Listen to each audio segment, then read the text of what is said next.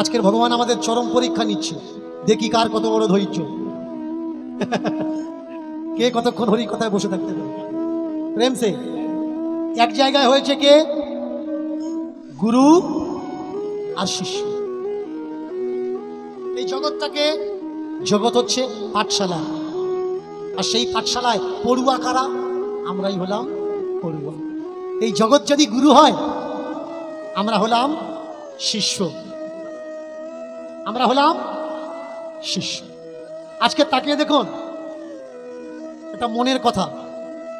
আপনারা যারা এসছেন দূর দূর থেকে, অপেক্ষা করে আছেন, বসে আছেন কিছু শোনার জন্যে, কিছু জানার জন্যে, আপনাদের অনুমতি শুধু আমার দরকার।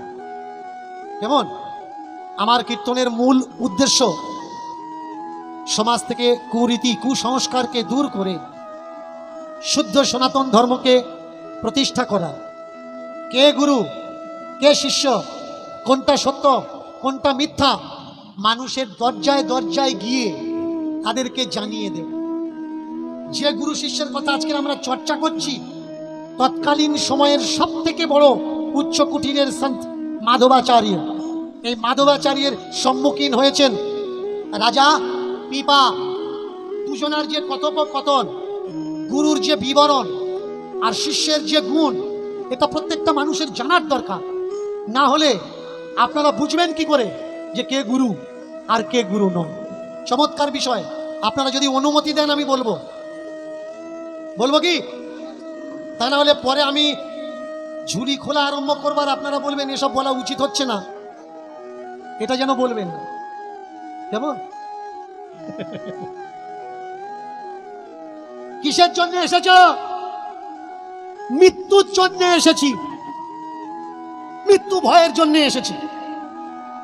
আর এই মৃত্যুকে নিয়ে জানো কি তুমি যে পৃথিবীতে বড় বড় বিজনেস কিসে চলছে? মৃত্যুতে চলছে। আমাদের ভারতবর্ষে যতগুলো রোগ আছে, এই রোগের টোটাল মেডিসিন 350 প্রকার, 350 সামথিং। কিন্তু আমাদের ভারতবর্ষে মূল মেডিসিন কত? কয়েক হাজার।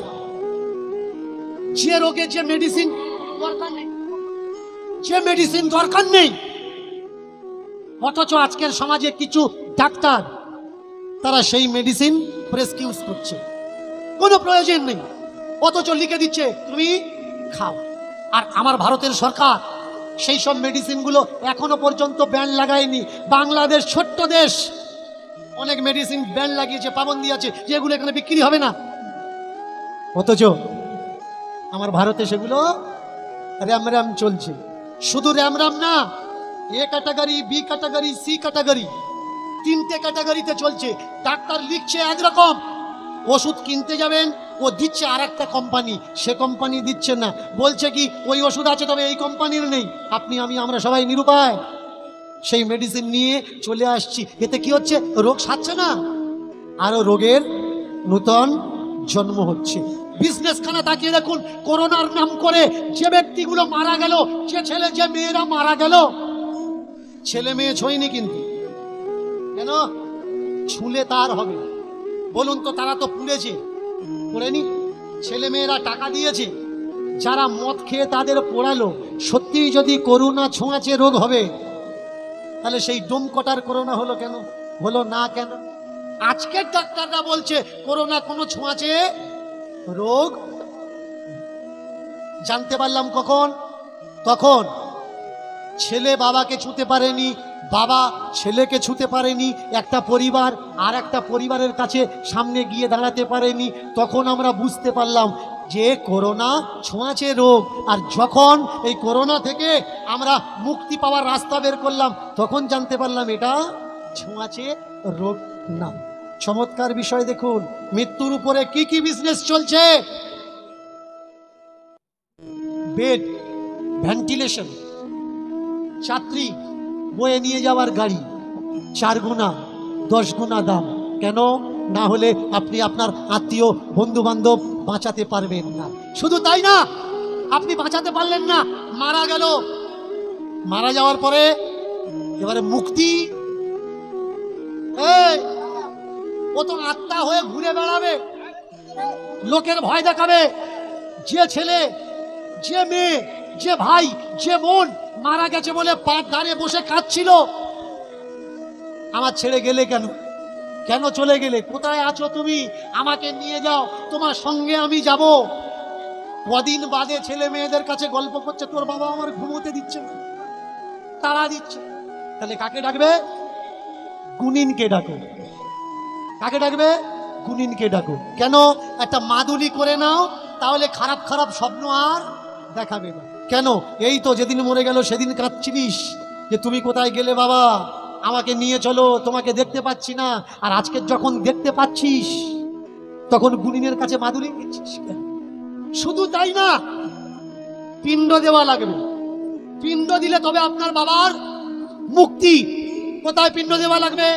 পিণ্ড দেওয়া লাগবে গয়া কাশীতে, পিণ্ড দেওয়া লাগবে কুম্ভ মেলায়, পিণ্ড দেওয়া লাগবে কোথায়? পিণ্ড দেওয়া লাগবে কোথায়? গঙ্গা সাগরে।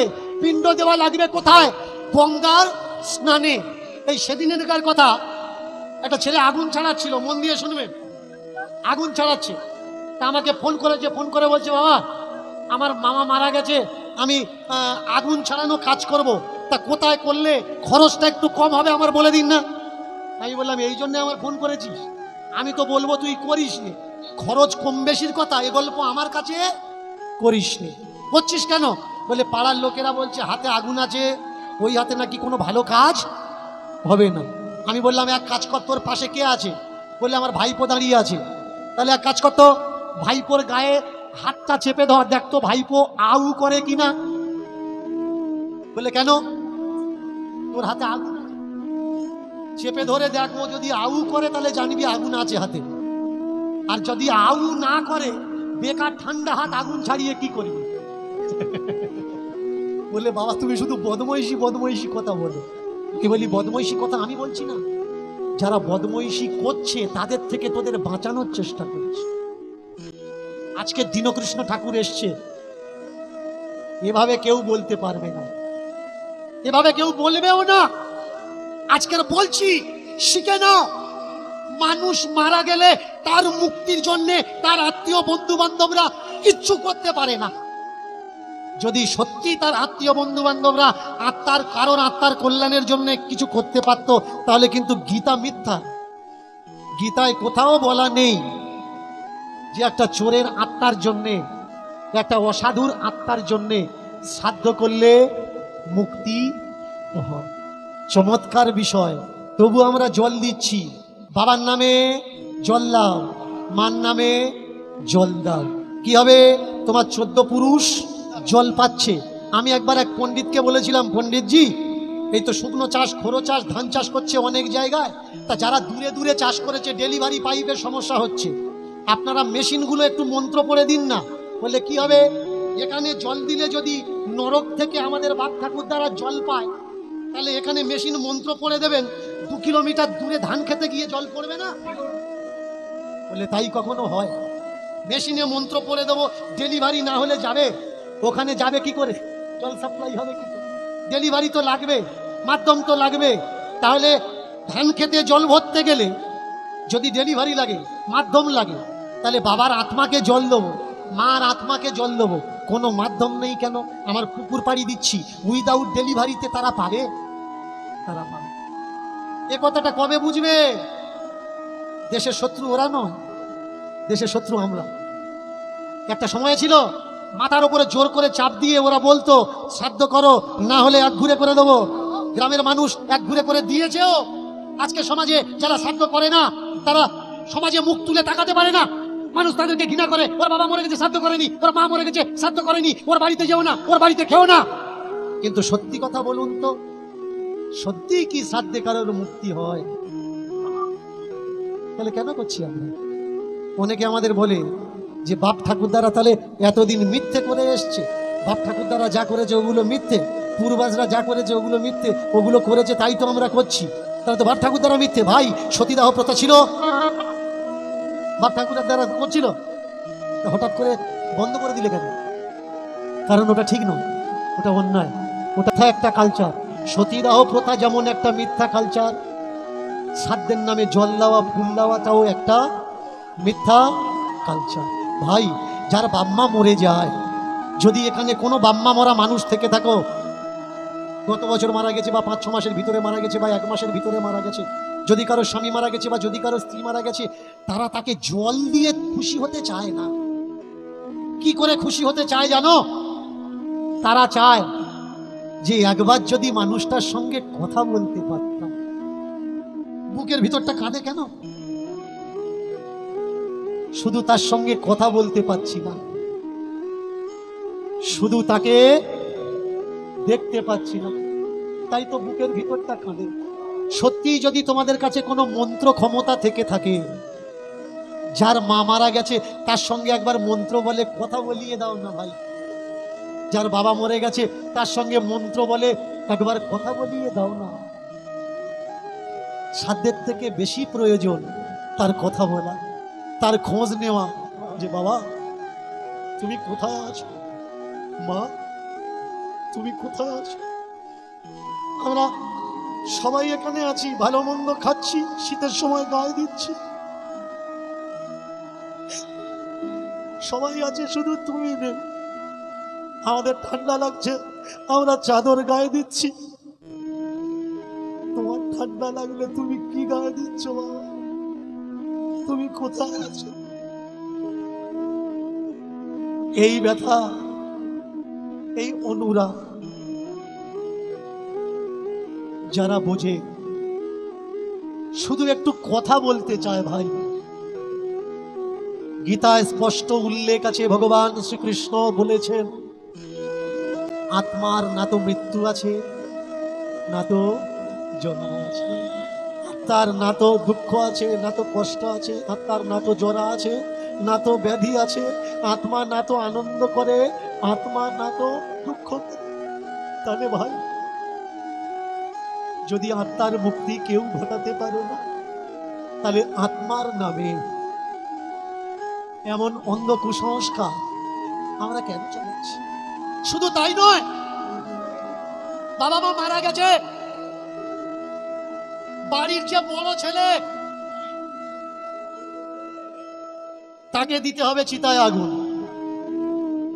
বলুন তো, এ করো ব্যথা, কত বড় ব্যথা, কত বড় যন্ত্রণা। কেন?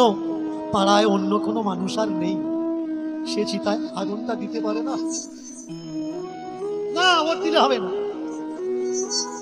ওর বড় ছেলেকে আগুন।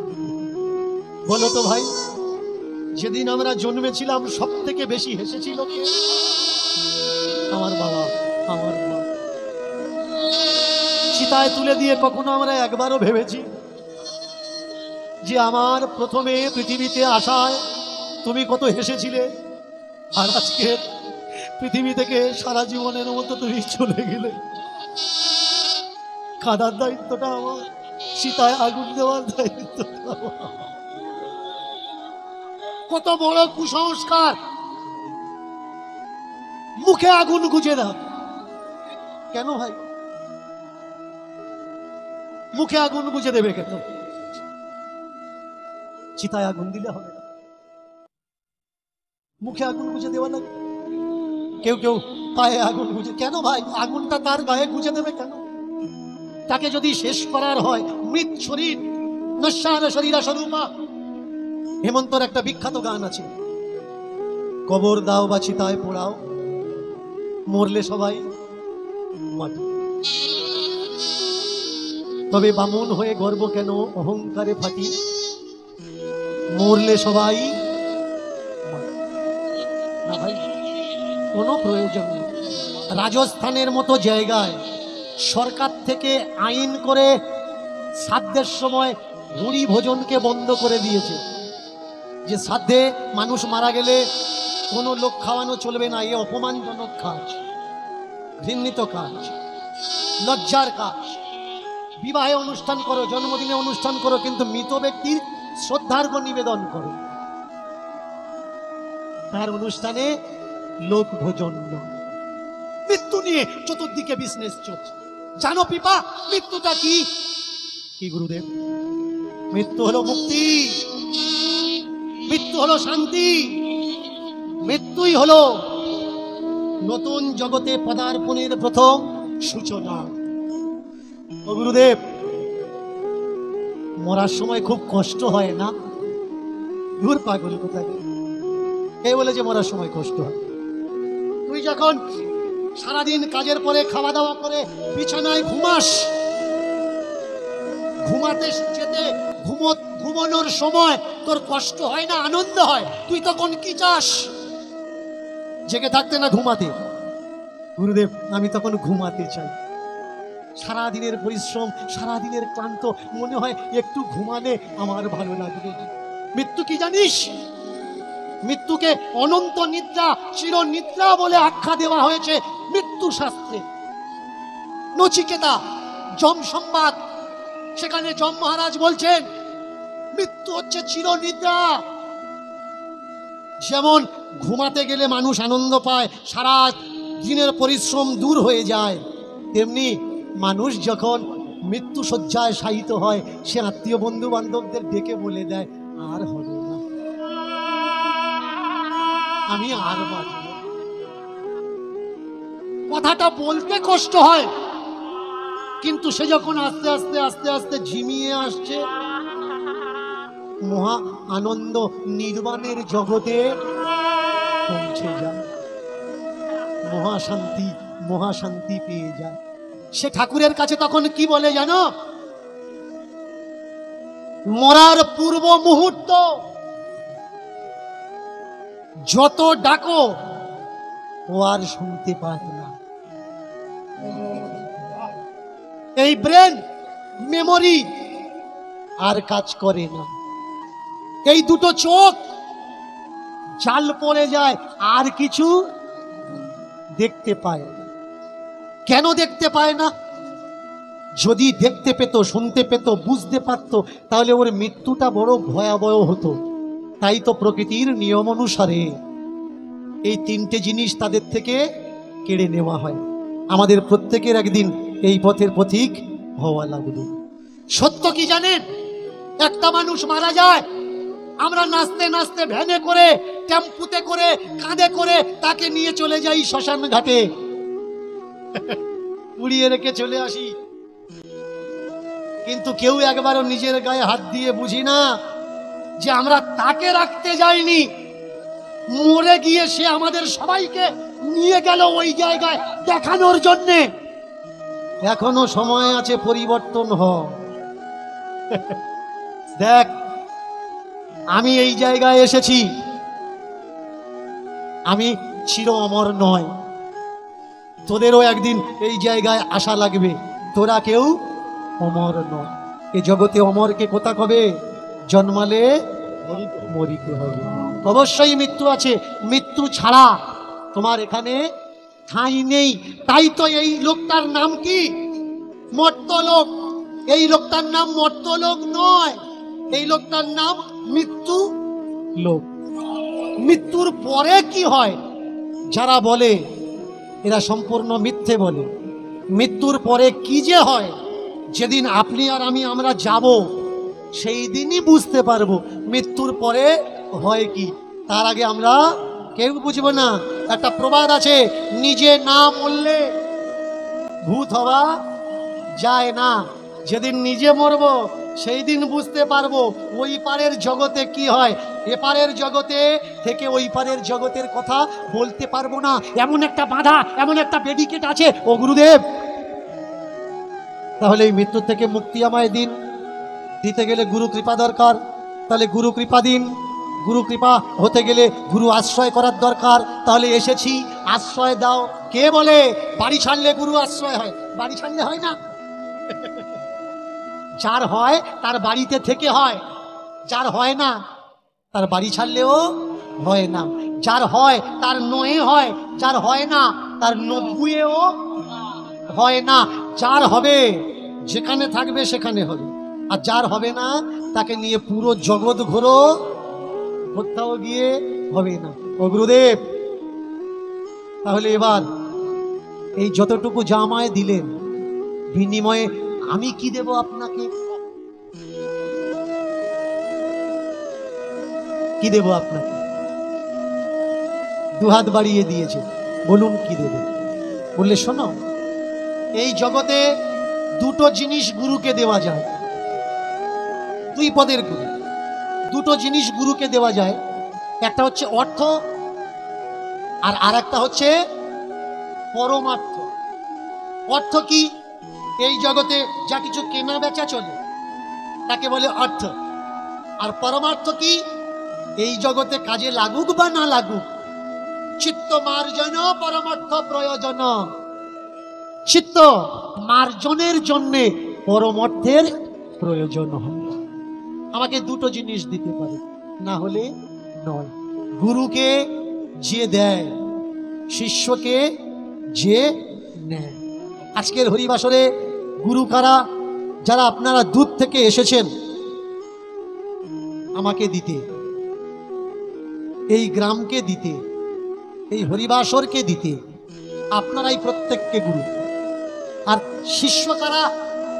আজকের যে ছেলেরা, যে মানুষগুলো এই কমিটিটা আয়োজন করে এমন হরিসভার নির্মাণ করেছে, তারাই আজকের শিষ্য। চমৎকার বিষয়, যখন ঘরে ছিলাম দেখছিলাম ছোট্ট ছোট্ট বাচ্চারা আমাকে নিয়ে এসেছে, আমাকে বলছে বাবা আমরা সব ছোট ছোট ছেলেরা, বড়রা আছে পিছনে আছে, তারা তো সঙ্গে আছে, কিন্তু আমরাই উদ্যোক্তা, আমরা উদ্যোগ দিয়ে আপনাকে নিয়ে এসেছি। আমি চিন্তা করছিলাম যে এদের বাবা মা কারা? এখানে তো পঞ্চরসের প্রোগ্রাম দিতে পারতো, একটা ফাংশন দিতে পারতো, একটা ডান্স হাঙ্গামা দিতে পারতো। তা না করে এত ব্যয় করে কিসের আসর দিয়েছে? কীর্তনের আসর দিয়েছে। কেন? মানুষের যাতে চেতন হয়, চৈতন্য হয়, মানুষ সঠিক রাস্তায় অনুধাবন করতে পারে। তাদের বাবা মা কত ধন্য বলুন। আর আপনারা যারা আজকে দূর থেকে এসেছেন, গুরু রূপী ভক্তগণ, আপনারা ভাই কারা? এই ঠান্ডার সময় উপর থেকে ঠান্ডা পড়ছে, তবুও চাদর জড়িয়ে মাথায় মাফলার করে আপনারা এখানে বসে আছেন। পারলে তো আপনারা টিভি সিরিয়াল দেখতে পারতেন না, এখানে এসেছেন। তাহলে আপনাদের জীবনও ধন্য, সেই সব বাবা মায়ের জীবনও ধন্য। আজকের পিপা তার গুরুকে প্রদান করছে। আর আপনারা যারা দূর থেকে গুরুবর্গগণ এসেছেন হরি নামের বাসরে হরি কথা আস্বাদন করানোর জন্যে, আপনাদের কাছে কমিটির ছেলেরা যাচ্ছে। এরা আপনাদের প্রত্যেকের দরজায় গিয়ে ভিক্ষে করেছে, কিন্তু ওই ভিক্ষাটা প্রয়োজনের, আর এই ভিক্ষাটা চিত্ত মার্জনের। এরা আপনাদের ভিতরে যাচ্ছে কর জোরে নিবেদন। আজকের দিনের পর থেকে কোনো কীর্তনিয়াকে প্রণামী দেবেন না। আমরা যারা কীর্তন করতে আসি, আমরা অনেক অনেক টাকা নিই, আমাদের প্রণামীর প্রয়োজন হয় না।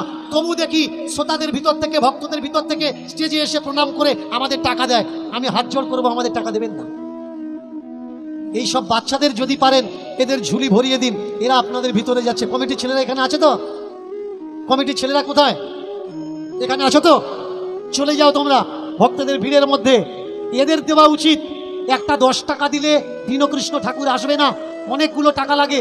কিন্তু অনেক মানুষ মিলে যদি সবাই 10টা করে টাকা দেয়, তাহলে আমার জায়গায় একটা দীনকৃষ্ণ ঠাকুর তো দূরের কথা, 100 দীনকৃষ্ণ ঠাকুরের এখানে আসতে বাধ্য হবে। প্রেম সে বলো নিতাই গৌর হরি বল, নিতাই গৌর হরি বল, নিতাই। হিসাব যেদিন করবে খুঁড়ি, বুঝবে খুঁড়ি বেলা বেলা হলে হিসাব করবে, আর হিসাব করলে বুঝতে পারবে এই যা কিছু করেছো আমার আমার আমার। যেদিন বেলা ফোরাবে, এ সূর্য অস্ত যাবে, চোখে আসবে অন্ধকার, এখন থেকে করছো আমার আমার, সেদিন শুয়ে পড়ে বুঝতে পারবে সব কিছু সরকারি খামা, কিচ্ছু নয়। আমরা আমার আমার করে মরছি, কিন্তু এই জগতে আমার বলে ভাই কিচ্ছু নেই। দুধ কে দেয় বলুন তো? দুধ কে দেয়? গাই গরু দুধ দেয় না? গাই গরু দুধ দেয় না, গাই গরু থেকে দুধ বের করা হয়। গরু দুধ দেয় না, ও তো হাত পা বেঁধে বের করা হয়। আর যদি না দেয় তো তবু গরুর থেকে দুধ বের করছি, তবু বলছি গরু আমাদের দুধ দেয়। পড়াশুনো কে করে? স্টুডেন্টরা পড়াশুনো করে। স্টুডেন্টরা পড়াশুনো করে না, জোর করে বাচ্চাদের পড়াশুনো করানো হয়। একটা বাচ্চার কাছে 10টা বই রেখে জিজ্ঞেস কর না, খোকা পড়বি না? সে বলবে না পড়বো না। ও পড়ে না, কিন্তু লাঠি চড় থাবা দিয়ে ওকে পড়ানো হয়। কিন্তু আমরা বলি পড়াশোনা করে যে গাড়ি চাপা পড়ে সে গাড়ি চাপা সে পড়ে না। যাদের এই পাশে চুল নেই তারা গাড়ি চাপা দেয় এই পাশে। চমৎকার বিষয় দেখুন, অনেকে বলে দেশ উন্নতি হচ্ছে, দেশ উন্নতি হচ্ছে। দেশ যদি উন্নতি হবে তাহলে ছেলেদের মাথায় চুল কমে যাচ্ছে কেন? উন্নতি তো তখন ছিল, একটা সময় ছিল পুরুষ মানুষেরা চুল কাটতো না, এই পর্যন্ত করে চুল ছিল, গোঁফদাড়ি এই পর্যন্ত ছিল, তখন কিন্তু কিচ্ছু লাগেনি। বাঁধাকপি খেলে তার একটা টেস্ট ছিল। এখনো পর্যন্ত যারা দাদু ঠাম্মা বসে আছে জিজ্ঞেস করো, তখন যে শীতের সময় বাঁধাকপি খেয়েছো একটা গন্ধ, মিষ্টি গন্ধ ছিল না? ওলকপি একটা মিষ্টি গন্ধ ছিল না? এখন কি? এখন কপি আছে কিন্তু মিষ্টি গন্ধটা নেই। যদি কারোর পাতে দেয় অনেকে বলে হঠাৎ আগে এর গন্ধটা আমি নিতে পারি না। কপি আছে কিন্তু সুগন্ধ নেই, দুর্গন্ধ হয়ে গেছে। চমৎকার বিষয় কি, সেই কপি আছে, কপির ভিতরে স্বাদ নেই। সেই বস্তু আছে, সেই বস্তুর ভিতরে গুণ নেই। সেই মানুষ, এখনো সেই মানুষ আছে, শুধু আমাদের ভিতরে মনুষ্যত্বটা নেই। সব আছে, উন্নতি হয়ে সবকিছু হাইব্রিড। মানুষও সবকিছুতে উন্নতি করতে করতে তারাও হাইব্রিড। জগৎ কেমন উন্নতি দেখুন, বাঘে বছরে একবার বাচ্চা নিত, কুকুরে আমরা সবাই জানি মেলামেশা কার্তিক মাসে করত, বছরে একবার বাচ্চা হতো। তারাও পর্যন্ত টাইম গুলিয়ে ফেলছে, কোন সময় বাচ্চা নিতে হয় কোন সময় নিতে হয় না, তারা পর্যন্ত ডেট ফেল করছে। আর মানুষ মাঝে মাঝে দেখি টিভিতে মুখের দ্বারে ধরে যে সরকার দুটো বাচ্চার বেশি নিতে দেবে না। তোমরা কি বলতে চাচ্ছ? মাইক্রোফোনে এসে বলে মালিক দিচ্ছে আমরা নিচ্ছি, সরকার আটকাবে মানে? মালিক বাচ্চা কে দিচ্ছে? আচ্ছা, বাচ্চা যদি মালিক দেয় আমরা নিচ্ছি, বোর কাছে মালিক যাচ্ছে না আমরা যাচ্ছি? উল্টো বাচ্চা কথা দেখেছো? চমৎকার। কিছু মনে করো না, যেন রাত অনেক হয়ে গেছে তো একটু হাসি মজাক না করলে আবার অনেকে ঝিমিয়ে পড়ছে, ও কটা জাগিয়ে রাখার দরকার, তা নাহলে বাড়ি যাবে আর বলবে কিচ্ছু বুঝতে পারেনি। শুনতে পাচ্ছ তো মায়েরা? যারা শুনতে পাচ্ছ না জোর করে হরি বলছো না, জোর করে একবার উত্তর